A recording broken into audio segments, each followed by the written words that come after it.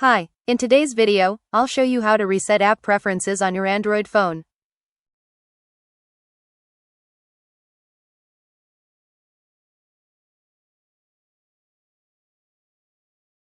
First, open the Settings app on your Android phone.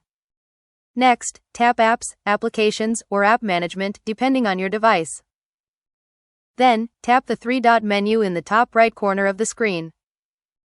Select Reset App Preferences from the menu. A confirmation message will appear explaining that this will reset disabled apps, default apps, app permissions, background data restrictions, and notification settings without deleting your personal app data. Tap Reset Apps or Reset to confirm. Wait a few moments while your phone restores the default app preferences. After the process is complete, you may need to set your preferred default apps again, such as your browser, messaging app, or launcher. If an app wasn't working properly before, try opening it again to see if resetting the app preferences has resolved the issue. That's all. You've successfully reset app preferences on your Android phone. Happy watching. Don't forget to subscribe for more.